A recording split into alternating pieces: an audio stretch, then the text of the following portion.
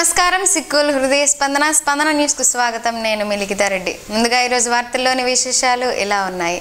శ్రీకాకుళం పట్టణంలో శ్రీ సంతోషమాత అమ్మవారి దేవస్థానంలో శుక్రవారం తెల్లవారుజామున అఖిలాండ కోటి బ్రహ్మాండ జనని సంతోషమాత అమ్మవారికి ఆలయ ప్రధాన అర్చకులు కిరణ్ శర్మ ప్రత్యేక పూజలు నిర్వహించారు. అమ్మవారిని దర్శించుకునేందుకు పెద్ద ఎత్తున భక్తులు తరలివచ్చి అమ్మవారిని దర్శించుకొని తీర్థ ప్రసాదాలను స్వీకరించారు.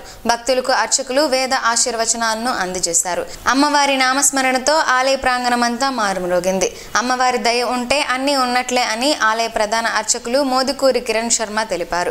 అమ్మవారిని స్మరించుకుంటే సకల శుభాలు కలుగుతాయని తెలిపారు. సమిష్టిగా జనసేన పార్టీని మరింత బలోపేతం చేద్దామని, ఈ విజయాన్ని బాధ్యతగా తీసుకొని ముందుకు సాగుదామని జనసేన పార్టీ ప్రచార కమిటీ ఉత్తరాంధ్ర సమన్వయ కమిటీ సభ్యులు జిల్లా ప్రధాన కార్యదర్శి డాక్టర్ దానేటి శ్రీధర్ పార్టీ శ్రేణులకు పిలుపునిచ్చారు. త్వరలో పవన్ కళ్యాణ్ చేపట్టబోయే ప్రమాణ స్వీకార మహోత్సవానికి ప్రతి నియోజకవర్గం నుండి బస్సును ఏర్పాటు చేస్తున్నట్లు తెలిపారు. నగరంలోని 80 అడుగుల రోడ్లో ఉన్న బృందావనం హోటల్లో జనసేన పార్టీ విజయోత్సవ ఉమ్మడి జిల్లా మహాసభను పార్టీ జిల్లా అధ్యక్షులు పిసిని చంద్రమోహన్ ఆధ్వర్యంలో శుక్రవారం నిర్వహించారు. ఈ సందర్భంగా డాక్టర్ దానేటి శ్రీధర్ మాట్లాడుతూ భారతదేశ రాజకీయాల్లోనే జనసేన పార్టీ సాధించిన విజయం ఓ చరిత్రని కొనియాడారు. పవన్ కళ్యాణ్ సాగించిన పోరాటం వల్లే కూటమి అభ్యర్థులు అందరూ అత్యధిక మెజారిటీలు సాధించడానికి సాధ్యమైంది అని అన్నారు. రానున్న 2029 సార్వత్రిక ఎన్నికల్లో ఈ 30% 60% చేయాల్సిన బాధ్యత మనందరిపై ఉందని చెప్పారు. 2029లో పవన్ కళ్యాణ్ను సీఎం చేయడమే లక్ష్యంగా ప్రతి ఒక్కరూ పనిచేయాలని జన సైనికులను కోరారు. ఈ విజయోత్సవ సభలో జనసేన పార్టీ జిల్లా అధ్యక్షులు పిసిని చంద్రమోహన్, నాయకులు దుర్యోధన రావు, బైపల్లి ఈశ్వర్రావు, నియోజకవర్గ సమన్వయకర్తలు కోరాడ సర్వేశ్వరరావు, జనసేన పార్టీ జిల్లా కార్యదర్శులు, మండల స్థాయి నాయకులు, జన సైనికులు, వీర మహిళలు తదితరులు పాల్గొన్నారు.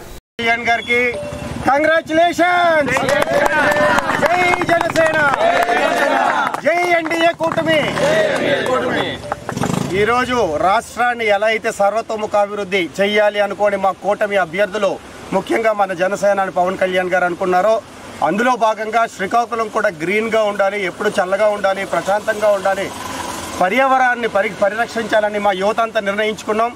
ఈరోజు మొట్టమొదటిగా ఒక మొక్కతో మా ప్రోగ్రాం స్టార్ట్ చేస్తున్నాం.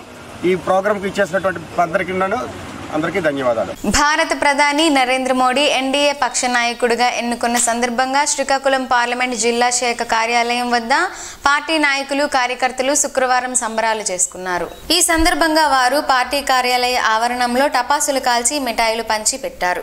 అనంతరం శ్రీకాకుళం జిల్లా అధ్యక్షుడు బిర్లంగి ఉమామహేశ్వరరావు మీడియాను ఉద్దేశించి మాట్లాడారు.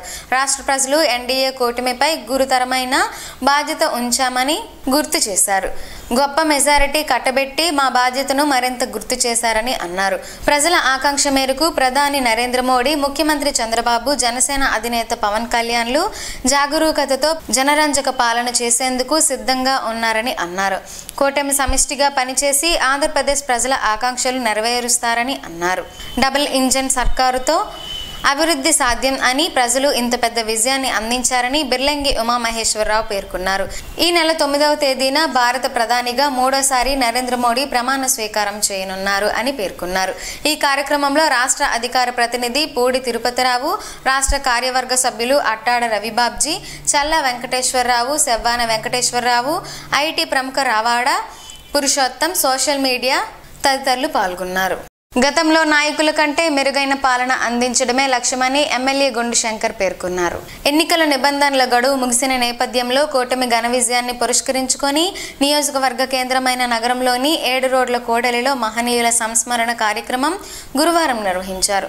ఈ కార్యక్రమానికి ముఖ్య అతిథిగా హాజరైన ఎమ్మెల్యే గుండు శంకర్ కూడలిలోని టీడీపీ వ్యవస్థాపకులు నందమూరి తారక రామారావు, కేంద్ర మాజీ మంత్రి కింజరాపు ఎర్రంనాయుడు విగ్రహాలతో పాటు మున్సిపల్ మాజీ చైర్మన్ అందవరపు నాటితరం నాయకులు బొడ్డేపల్లి రాజగోపాలరావు, గొర్రె శ్రీరాములు నాయుడు విగ్రహాలకు టీడీపీ నాయకులతో కలిసి పూలమాలలు వేసి నివాళులర్పించారు. ఈ సందర్భంగా ఆయన మాట్లాడుతూ రాష్ట్ర వ్యాప్తంగా కూటమికి పట్టం కట్టిన ప్రజలకు నియోజకవర్గంలో తనకు చరిత్రలో నిలిచిపోయే స్థాయిలో ఆధిక్యతను అందించిన ప్రజలకు కృతజ్ఞతలు తెలిపారు. ఇది ప్రజా విజయమని అభివర్ణించిన ఆయన విజయాన్ని ప్రజలకే అంకితం చేస్తున్నట్లు తెలిపారు. నియోజకవర్గాన్ని అభివృద్ధి పదంలో నిలిపేందుకు ఎంపీ రామ్మోహన్ నాయుడుతో కలిసి కృషి చేస్తానని పేర్కొన్నారు. ఈ కార్యక్రమంలో తెలుగుదేశం పార్టీ నాయకులు, వివిధ విభాగాల నాయకులు, వివిధ డివిజన్ల ఇన్ఛార్జీలు, అభిమానులు పాల్గొన్నారు.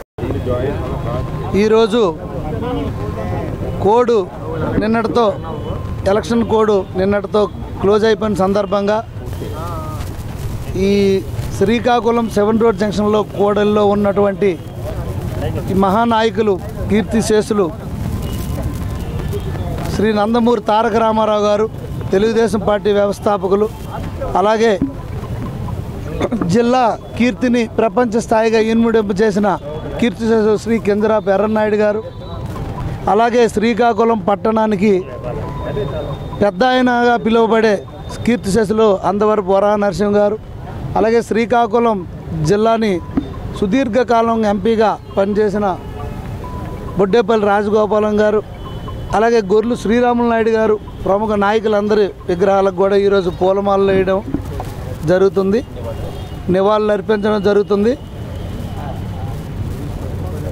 ఈరోజు శ్రీకాకుళం నియోజకవర్గానికి ఎన్డీఏ తెలుగుదేశం, జనసేన, బీజేపీ తరఫున ఎమ్మెల్యే అభ్యర్థిగా నన్ను, అలాగే కింజరాపు రామన్ ఎంపీగా, అలాగే రాష్ట్రం మొత్తం మీద ఈ ఎన్డీఏ కూటమిని ఇంత అఖండ మెజారిటీతో గెలిపించిన రాష్ట్ర ప్రజలందరికీ, తెలుగు ప్రజలందరికీ, తెలుగు వారందరికి కూడా నా హృదయపూర్వక ధన్యవాదాలు తెలియజేసుకుంటూ, ముఖ్యంగా శ్రీకాకుళం నియోజకవర్గ ప్రజానికానికి నా యొక్క కృతజ్ఞతాభివందనములు తెలియజేసుకుంటూ, ఇంతటి ఘన విజయాన్ని అందించిన ఈ ప్రజలకు ఇది శ్రీకాకుళం నియోజకవర్గ ప్రజల విజయంగా దీన్ని అభివర్ణిస్తూ, ఈ విజయం శ్రీకాకుళం నియోజకవర్గ ప్రజలకు, ఎన్డీఏ కూటమికి, నారా చంద్రబాబు నాయుడు గారికి అంకితం ఇస్తున్నానని ఈ సందర్భంగా తెలియజేసుకుంటూ, ఏదైతే ఇప్పుడు చెప్పిన పెద్దలు గతంలో ఇక్కడ రూల్ చేశారో అదేవిధంగా అంతగా ఇంకా మెరుగ్గా ప్రజలందరికి కూడా సుఖ సంతోషాలతో ఉండేటట్టు ఈ నియోజకవర్గ పురోభివృద్ధి కోసం, అలాగే సంక్షేమ అభివృద్ధి ముందుకు సాగే విధంగా ఏదైతే మేము గతంలో చెప్పామో అవన్నీ కార్యక్రమాలని రామన్న, నేను కలిపి ముందుకు తీసుకెళ్ళి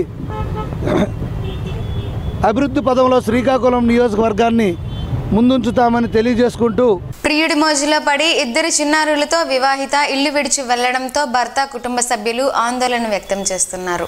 వివరాల్లోకి వెళితే గార మండలంలోని పేర్లవానిపేట గ్రామానికి చెందిన పేర్ల చైతన్యకు నరసయ్యమ్మ వేణుకు 2011 సంవత్సరంలో వివాహం కాగా, వృత్తిరీత్యా చైతన్య మత్స్యకారుడు కావడంతో సీమెన్ గా ఇతర రాష్ట్రంలో ఉంటున్న క్రమంలో వీరికి రోహిత్, దినేష్ ఇద్దరు పిల్లలు ఉండగా, చైతన్య భార్య మరో వ్యక్తితో అక్రమ సంబంధం ఏర్పరచుకొని పిల్లలతో కలిసి ప్రియుడితో పరారవ్వగా, కుటుంబ సభ్యులు వెతకడంతో పాటు పోలీసులకు కూడా ఫిర్యాదు చేశారు.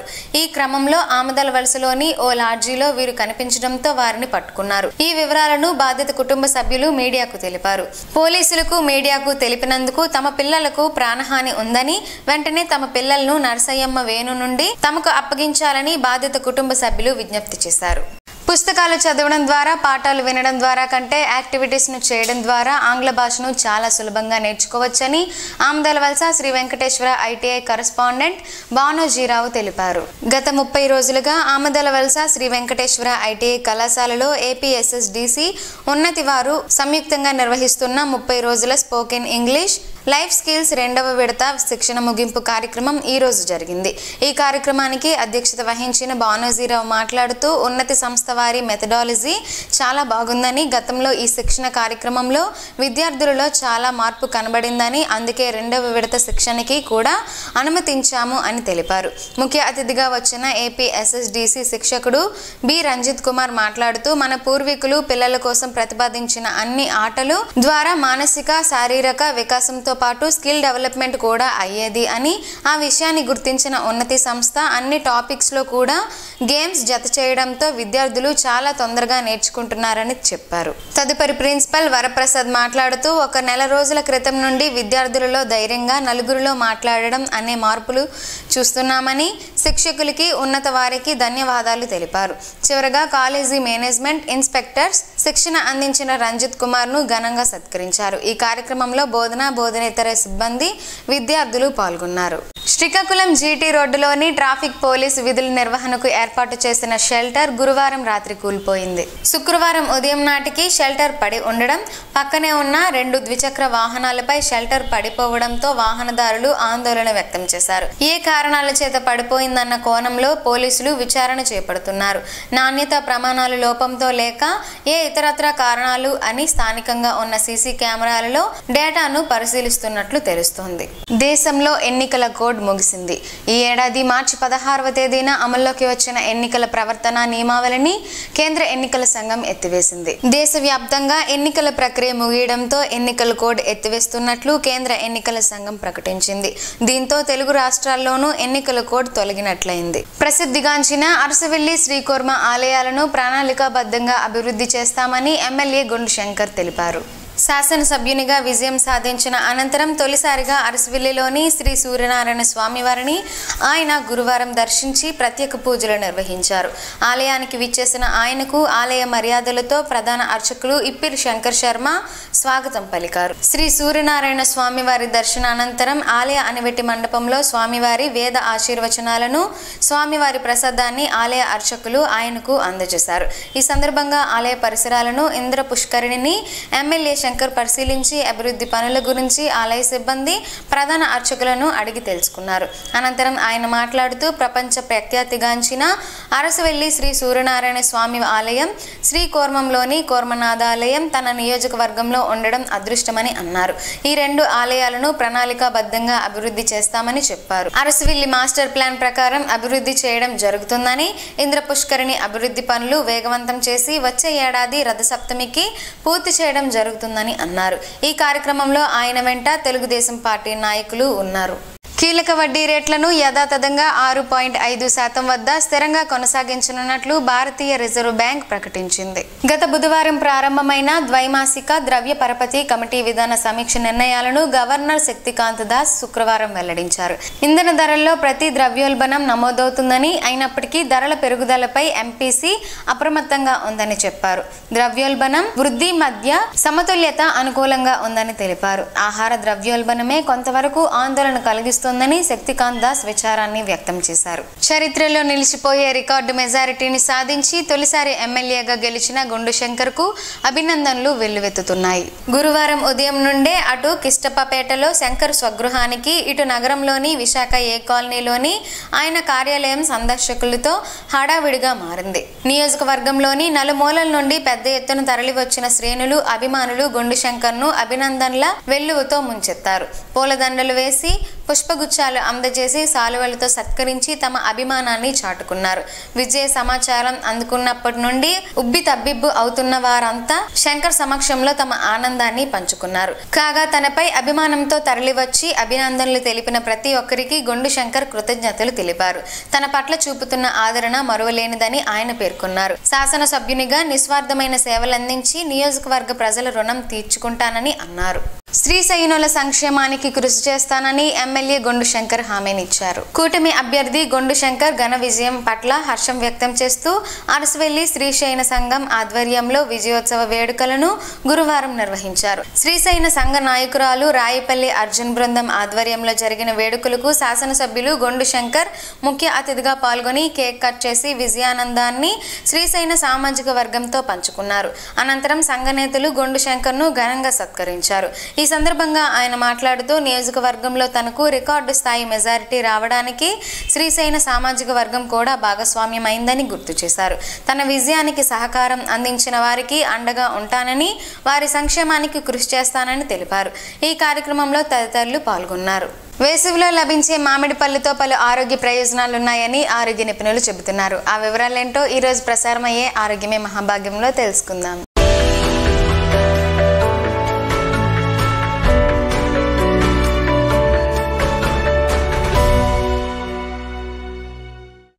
పండ్లలో రాజు మామిడి పండు అయితే వేసవిలో మాత్రమే లభించే ఈ పండు తినడం వల్ల కలిగే ఆరోగ్యపరమైన లాభాలు తెలుసుకున్న తర్వాత ఈ సీజన్లో దొరికే మామిడి పండును మాత్రం మిస్ కారు. ఈ పండు మంచి రుచిని మాత్రమే కాకుండా అనేక ఆరోగ్య ప్రయోజనాలను కలిగి ఉంది. ఇది క్యాన్సర్తో పోరాడడంలో సహాయపడుతుంది. మామిడి పండ్లలో క్వెర్సెటిన్, ఫిసెటిన్, ఐసోక్వెర్సిట్రిన్, ఆస్ట్రాగాలిన్, గాలిక్ యాసిడ్, మిథైల్ గ్యాలెట్ వంటి యాంటీ ఆక్సిడెంట్స్ ఉంటాయి. ఇవి మన శరీరాన్ని రొమ్ము క్యాన్సర్, పెద్ద పెగు క్యాన్సర్, ప్రోస్టేట్ క్యాన్సర్, లుకేమియా వంటి వ్యాధుల బారిన పడకుండా మనల్ని రక్షిస్తాయి. కొలెస్ట్రాల్ అదుపు చేయడంలో కీలక పాత్ర పోషిస్తుంది. మామిడి పండ్లలో అధిక స్థాయిలో విటమిన్ సి, ఫైబర్, పెక్టిన్ ఉన్నాయి. ఇది అధిక కొలెస్ట్రాల్ స్థాయిని నియంత్రించడంలో అద్భుతమైన పాత్ర పోషిస్తుంది. చర్మ సౌందర్యాన్ని పెంపొందించడంలో కీలక పాత్ర మామిడి పండ్లను తినడం వల్ల కలిగే మరో ప్రయోజనం ఏమిటంటే ఇది మన శరీరాన్ని శుభ్రపరుస్తుంది. చర్మం అందంగా మృదువుగా ఉండడానికి ఉపయోగపడుతుంది. మధుమేహంతో బాధపడేవారు ఒక పాత్రలో 5 నుండి 6 మామిడి ఆకులను ఉడకబెట్టాలి. రాత్రంతా నానబెట్టి తెల్లవారుజామున వడకట్టిన కషాయాన్ని తాగాలి. అలాగే మామిడిలో గ్లైసెమిక్ ఇండెక్స్ తక్కువగా ఉంటుంది. మామిడిని మితంగా తినడం వల్ల మీ రక్తంలో చక్కెర స్థాయి పెరగదు. శరీరాన్ని ఆల్కలైజ్ చేయడంలో సహాయపడుతుంది. మామిడి పండ్లు టార్టారిక్ మాలిక్ యాసిడ్తో సమృద్ధిగా ఉంటాయి. సిట్రిక్ యాసిడ్ కూడా ఈ పండులో పుష్కలంగా ఉండడం వలన ఇది మన శరీరంలోని క్షార నిల్వను నిర్వహించడానికి సహాయపడుతుంది. బరువు తగ్గడానికి ఒక మార్గం మామిడిలో చాలా విటమిన్లు, అవసరమైన పోషకాలు పుష్కలంగా ఉంటాయి. దీంతో మనం ఒక్క మామిడి పండు తింటే కడుపు నిండిన అనుభూతి కలుగుతుంది. అలాగే ఇందులో ఫైబర్స్ కంటెంట్ చాలా ఎక్కువగా ఉంటుంది. ఇది జీర్ణక్రియ పనితీరును మెరుగుపరచడంతో పాటు మన శరీరం నుండి అనవసరమైన క్యాలరీలను బర్న్ చేస్తుంది. అందుకే ఇది మన శరీరంలో ఉన్న అదనపు బరువును తగ్గించడంలో సహాయపడుతుంది. మంచి జీర్ణక్రియకు తోడ్పడుతుంది. మామిడి పండ్లలోని ఎంజైమ్లు శరీరంలోని ప్రోటీన్ కంటెంట్ ను వేరు చేయడంలో సహాయపడతాయి. ఫైబర్తో సమృద్ధిగా ఉన్న మామిడి పండ్లు మంచి జీర్ణక్రియకు సహాయపడడంతో పాటు అనేక కడుపు సంబంధిత వ్యాధులను నివారిస్తాయి. వడదెబ్బను నివారిస్తుంది. వేసవిలో బాణుడి ప్రతాపం నుండి ఉపశమనం కోసం ఈ పండు చాలా చక్కగా పనిచేస్తుంది. దీన్ని తినడం వల్ల మన శరీరం తక్షణమే చల్లబడి మనల్ని రీఫ్రెష్ చేస్తుంది. వేసవిలో ఈ సూపర్ ఫ్రూట్ ను తినడం ద్వారా బాణుడి ప్రతాపానికి చెక్ పెట్టండి.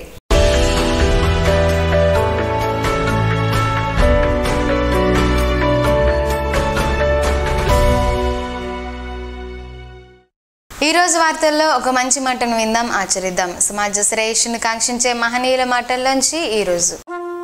జీవనం గమనం గమ్యం. ఋషి చింతన. అణచివేత బుద్ధిమంతుడిని పిచ్చివాడిగా చేస్తుంది. అహంకారం తపస్వీలను వెర్రివాళ్లుగా చూపిస్తుంది. ఒక చెయ్యి స్వీకరణ, మరో చెయ్యి విశ్వాసం. ఆ రెండూ కలిపితే నమస్కారం అగును. ఆ నమస్కారమే సంస్కారమునకు ఆస్కారం అగును. ఓం శ్రీ గాయత్ర్యై నమః. స్పందన ప్రేక్షకుల కోసం స్పందన న్యూస్ ఇప్పుడు యూట్యూబ్లో అందుబాటులో ఉంచడమైంది. SDV స్పేస్ స్పందన అని టైప్ చేసి వీక్షకులు తమ అనుకూల సమయంలో న్యూస్ని వీక్షించగలరు. ఇంతటితో ఈ వార్తలు సమాప్తం. తిరిగి మరలా ప్రసారం అయ్యే స్పందన న్యూస్లో కలుసుకుందాం. అంతవరకు సెలవు. నమస్కారం. మీ మాటే మా బాట.